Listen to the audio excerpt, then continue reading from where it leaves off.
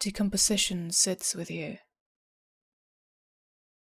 Hugo told me once that fall was his favorite time of the year. Told me to hold leaves as delicate as he would a pretty girl's hand. His teeth would then spread wide across his face, pallid and flaked with brown. Rows of sweet tooth that hadn't been clayed of duff. On his days off, he'd go hunting for mushrooms in the forest behind our house. It's hard to tell which mushrooms are edible, Hugo would say. Always said, giddy about the possibility of inedible as he led me through the forest. My studies turned to what you can eat. It didn't matter if it was safe or not. That day, Hugo pulled me along. His meaty fingers pressed white-hot divots into my skin.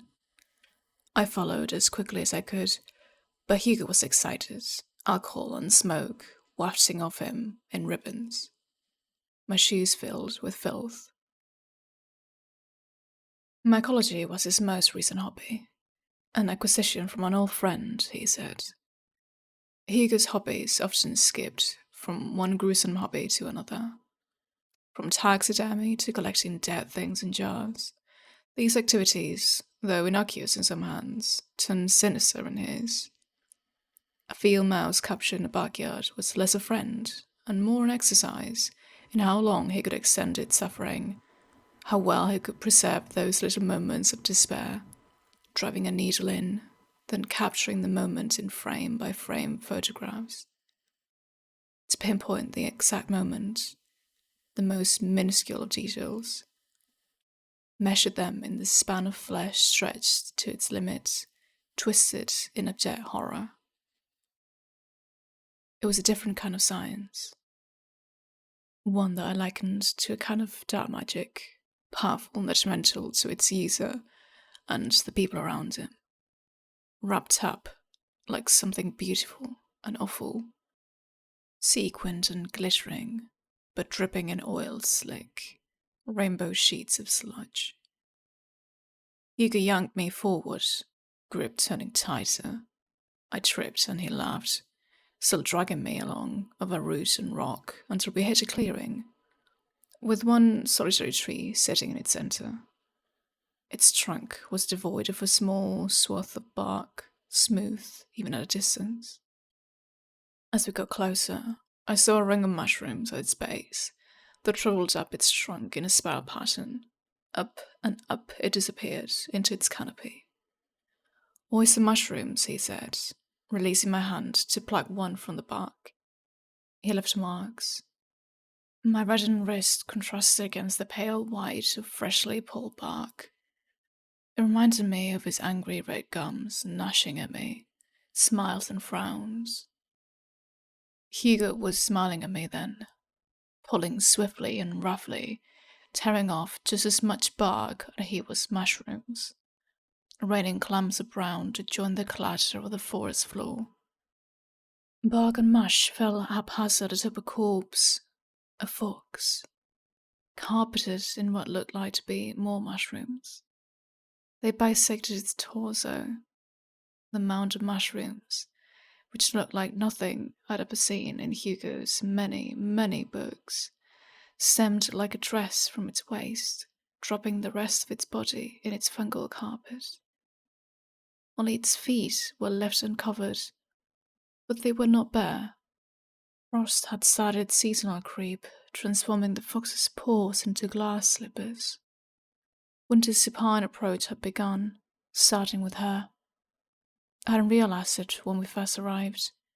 This was a birthplace, a death, anchoring itself to the forest. I continued to stare at the fox, searching. Her lightless eyes glittered at me in the dying light. Resurrected under my attention, life found unraveled and spun at my feet, thread loose and fibers imbued with story. I imagined that she smiled a smile at me, full of sharp, friendly teeth. For the briefest of moments, I felt the whisper of her touch, her paw caressing my cheek and telling me how this fate had befell her. A story not too dissimilar from mine. I had to protect her. I knew what Hugo would do to her if he found her. Exactly the way he'd extricate her and preserve her, perpetually dead in his basement, with a sprinkling of mushrooms and fall leaves for company. The other dead animals didn't count. They had no more half-lives, no in-between. That was my domain. With liminal fingers, half-crusted with frost, straining from the breakdown of cartilage, that life would rub around the soft bend of my joints, her joints. She'd sit taut and stiff, halfway between specimen and taxidermy, a product of clumsy hands, and even clumsier mouths, cruelly propped up against the door to let the draft in. We weren't meant to be gutted and set for display. Hugo's lighter face was sharp. Shadows fell across him like they belonged there, deepening the cracks and dips of his smile. The fox's unseeing eyes still bore into mine, and as Hugo stepped back from his rough foraging to look at me, I blocked the fox from view with my body, leaning languid against the tree. His eyes raked over me, hungry open maws of sight. He made to move toward me, his basket overflowing with an abundance of mushrooms dangling from his elbow. I did not flinch.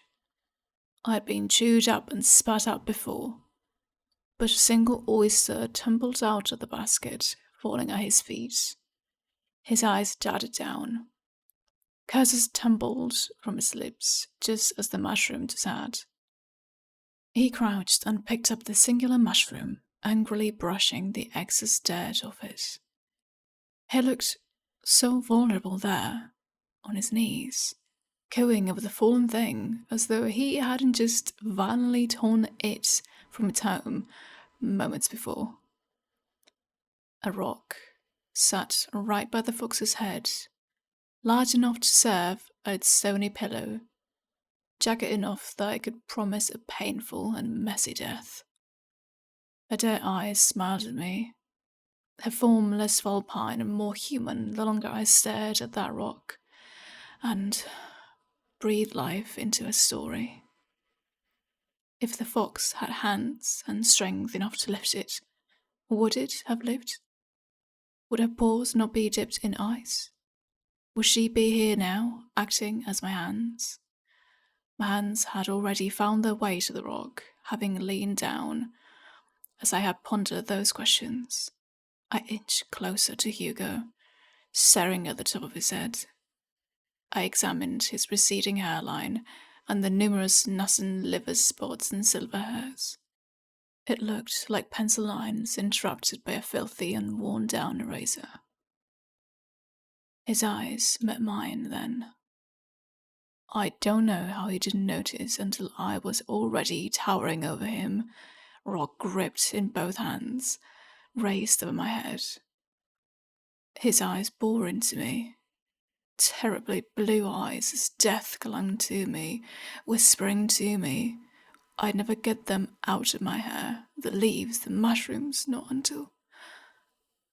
She sat on my shoulder, right there, inside the memory of our house, sitting quietly without him. A vision tailor-made for me. Her tails unfurled, her teeth sharpened. Her gown of mushrooms was apparent and as white as the snow, taking on the quality of shaggy fur. Delicate, like tendrils on a medusa. She was a woman sitting on our porch. She was a fox sitting on my porch, her ears tipped with frost and twitching as leaves fell from our maple tree, never falling outside of the careful circle that we laid out for him. What would I do without him? She asked. Maybe spend that fall studying the weight of the leaves and measure them in the fade of green to withered brown? Gather them in piles? Feel how they crumble to pieces in my hand? the crunch of the skeletons soft and grainy in their collapse.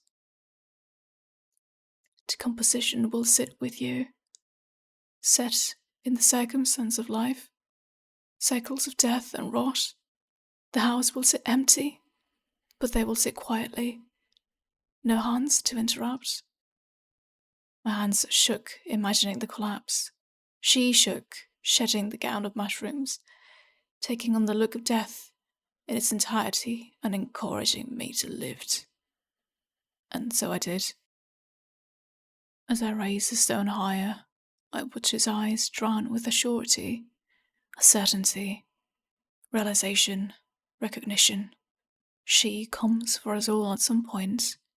Clever little foxes that don't stay dead. But for now, she wasn't here for me. All she did was help guide my hand. The oyster mushroom he had cleaned of dirt sat snug in his hand. I could see her waiting, the knowing of what was to come, and the knowing that it would not change anything for it and its brethren. But Hugo on his eyes, those terribly blue eyes, did not care. He smashed it in his fist, letting its flesh ooze out between his fingers. And for the second time that day, he showed me that sweet-toothed smile, wide and menacing. I swung down.